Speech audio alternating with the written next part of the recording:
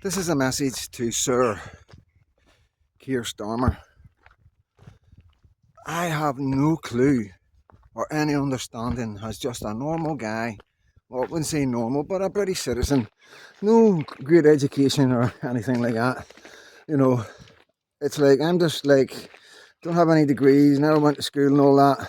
And it's clear to me that everything's getting done wrong, and it doesn't make any sense unless you're doing it on purpose or you're being advised wrong. But I'm going to tell you exactly where you're going wrong, because nobody else will seem to tell you this. But it's quite simple, really. So you're saying you're going to come down hard on all these protesters. So let's look at it. Instead of pumping the rhetoric, let's actually examine what you're saying and what's really going to happen. So these young men are going to get arrested and put in the jail for, say, 2-3 years, 4 max, depending on what they do. They need to do something really bad to get any more than 4. Anything under 4 is short term.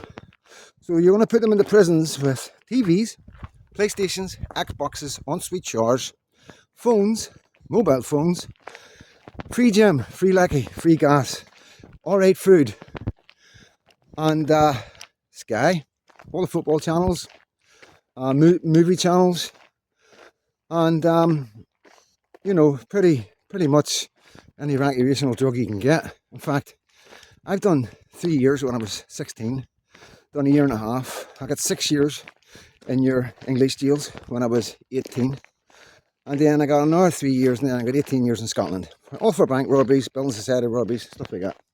I'm from Belfast. I know my jails. I know my jails really well. So what I want you to also realise, when you realise where you're sending these men, young men, by the way, most of them, they're coming from the streets where there's no opportunities. They're struggling to feed themselves. Their families are struggling to feed themselves. They can't afford electric and gas. They're trying to sell drugs, bit of coke, bit of white, to get on in life.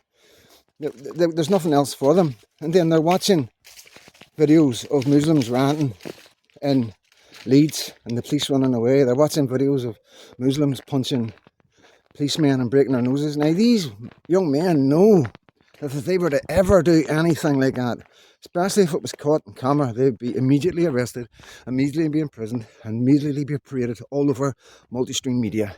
Whew. Oh, yous would go to town with normal white English guys, no doubt about it. So these young men, with that in mind, are going into the prisons that I described to you. Don't care. Eventually it'll be a badge of honour. Right? This'll be what it'll be, especially the Yorkshire boys. It'll be a badge of honour. Just like River Island, it'll be a patch. Then what'll happen is, Muslim gangs in there are going to brutalise one of these English boys. It's going to be an English boy, has a big family and probably a big TikTok following. And like they do to the English children, Rotherham and that, they're going to do the exact same to some of these English boys. So then what's going to happen after the rats of that, you're going to decide to segregate. You're going to have to segregate Muslims and white English guys or Christians separate. Eventually it will happen. So then what you've done when you've segregated them, just like Northern Ireland, when we were segregated, the Protestants, the Catholics, when I was in there, I had IRA men either side of me. An IRA man each side of me when I was in the jail. And you know what? See, every bit of violence and organisation that happened in the streets of Northern Ireland and in England by the IRA and Loyalists was planned in prison. Prison is the headquarters of any paramilitary organisation, because there's nothing else you can do. You know, there's nothing else you can do. You may try and monitor them, secretly listen to them, but, you know, if guys are able to get phones in, I'm quite sure they're able to get in the detectors for bugs and stuff like that. So, like, this is where you're heading. Now, what doesn't get me is because I'm just a guy that lost my mum when I was 8. Didn't have any other family. My dad didn't want to know me because he was already married with another family. So I was put in a Kier at 8. Bad things happen to you in Kier, as you know. At 8, 9, and then I moved to another children's home, and again, bad things happen again. So then I have to use violence to protect myself in these places against older boys and men. And I end up on the street. You end up Belfast, South Belfast, East Belfast. You know, the two. They're the places in Northern Ireland. It's the loyalist heartlands. You know, your Shankill Road, your South Belfast, and your and you're East Belfast. So, like most young boys, just end up going through the palm mill. They say, well, I'm not political. I'm no clever. I've never been to school. I've no nothing. I'm just my mental health is really bad. I've just had violence meted out to me from day one, from from the people that were meant to be looking after me. So I know how angry these young men are.